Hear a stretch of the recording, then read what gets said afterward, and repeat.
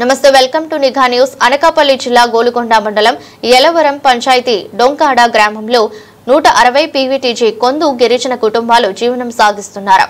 GO number 726 impact నిధుల నుండి Panchayati Raj PR 2023 సంవత్సరంలో కరక ఆర్ఎండ్బి రోడ్డు నుండి డొంకాడ రోడ్డుకు 1 కిలోమీటర్న్నర 1,305 లక్షలు నిధులు మంజూరు చేశారు. ఫారెస్ట్ అనుమతులు కూడా అనకాపల్లి జిల్లా కలెక్టర్ విడుదల చేశారు. నేటికి 4 నెలలు అవుతున్న పంచాయతీరాజ్ అధికారులు రోడ్డు పనులు మొదలు పెట్టలేదు. వెంటనే రోడ్డు పనులు మొదలు పెట్టాలని, మా డోలు కష్టాలను తీర్చాలని అధికారులు వేడుకోవడం జరిగింది. మా డొంకాడ గ్రామంలో గత సంవత్సరం కాలంలో పాంగి మువ్వల, కొండ తామల జ్యోతి, కొండ తామలి సీత నిండే గర్భిణిని మార్గ మధ్యలో డిలీట్ అయిపోయే కొంతమంది, మరికొందరు 6 కిలోమీటర్ల డోలీలు మోసుకునే పరిస్థితి. ఇటువంటి పరిస్థితుల్లో మాకు న్యాయం చేయాలని కోరుతున్నాం.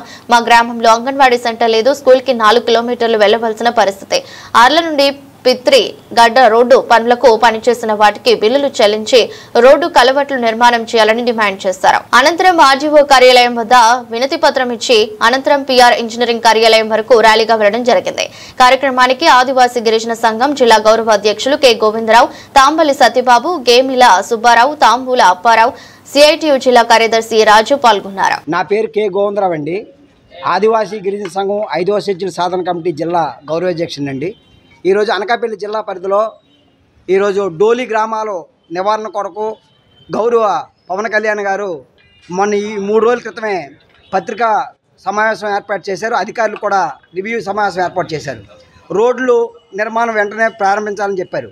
ఇక నర్సీపట్నం గోలుకొండ మండలంలో ఉన్నటువంటి డొంకాడ గ్రామానికి 2023లో ఐపైడ్ పాయింట్ నిధుల నుంచి 1,35 లక్షల రూపాయల నిధులు మంజూరు చేశారు. బీటీ రోడ్డు దానికి 4వ నెలలోని గౌరవ జిల్లా కలెక్టర్ గారు ఫారం 1 విడుదల చేశారు. ఇది ఫారెస్ట్ అధికారులకు ఆడుకోవడం పంపించారు. ఇప్పుడు నర్సీపట్నంలో ఉన్న ఫారెస్ట్ అధికారులు క్లియరెన్స్ లెటరు మన ఈఈ గారికి ఇవ్వాలని చెప్పేసి ఇక్కడ ఉన్నటువంటి డిఈ గారు చెప్తాను. ఇప్పుడు అంటే ఒక రోడ్డు ప్రారంభించాలంటే కనీసం 2 సంవత్సరాల పాటు పట్టింది. ఇక్కడ ఈ ఫారెస్ట్ డిపార్ట్మెంట్ మేము క్లియరెన్స్ ఇచ్చామని వాళ్ళు చెప్తున్నారు. ఇక్కడికి వస్తే క్లియరెన్స్ ఇవ్వలేదని వీళ్ళు చెప్తున్నారు. ఈ మధ్యని మమ్మల్ని ఈ డోలీ మూతలతో ఫారెస్ట్ ఆఫీస్కి, డిఈ ఆఫీస్కి ఈరోజు డోలి యాత్రలు అనే కార్యక్రమం నిర్వహిస్తున్నాం. చాలా అన్యాయం.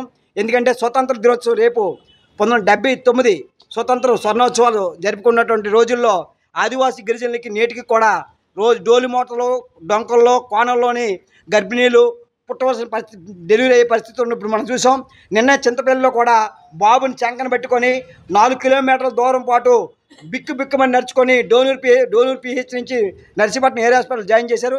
కాబట్టి ఇప్పటికైనా మేము చెప్పేది ఏంటంటే ఈ వెంటనే ఈఈ గారు, డిఈ గారు, డిఎఫ్ఓ గారు వెంటనే జోక్యం చేసుకొని డొంకాడ రోడ్డు పనులు ప్రారంభించకపోతే భారీ ఎత్తున ఆదివాసీ గిరిజన సంఘం, వ్యవసాయ కార్మిక సంఘం, సిఐటి అన్ని ప్రజా సంఘాలతో పెద్ద ఎత్తున ఆందోళన నిర్వహించడంతో పాటు రెండోది పిత్రిగడ్డ నుండి అర్ల రోడ్డు 4,10,00,000 రూపాయల నిధులు మంజూరు చేశారు.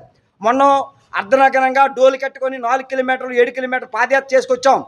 ₹1,00,00,000 నిధులు ఖర్చు పెట్టారు. కానీ ఫారెస్ట్ అధికారులు కానీ అందరూ కానీ స్పందించారు. కానీ డబ్బులు మాత్రం గవర్నమెంట్ విడుదల చేయకపోవడం వల్ల ఆ రోడ్డు మధ్యలోనే ఆగిపోయాయి. మొన్న కూడా దేవేక అమ్మాయి చనిపోయింది. కానీ దిక్కు పరిస్థితులు పడినాడు. ఇటువంటి పరిస్థితుల్లో డోలి యాత్ర భారతదేశానికి స్వతంత్రం వచ్చి 79 సంవత్సరాలు అవుతున్నా ఇటువంటి డోలి యాత్రలు కొనసాగించడం కోసమనే ఈరోజు ఒక సింబాలిక్గా అధికారులు చెప్పడానికి వచ్చాం. కాబట్టి గౌరవనీయమైనటువంటి అధికార యంత్రాంగాన్ని, కలెక్టర్ గారికి కానీ, డిఎఫ్ఓ కానీ త్వరగా రోడ్డు పనులు ప్రారంభించకపోతే ప్రజా సంఘాల తరఫున పెద్ద ఎత్తున డోలి యాత్ర అనేది మరో కార్యక్రమం నిర్వహిస్తామని తెలియజేస్తున్నాం.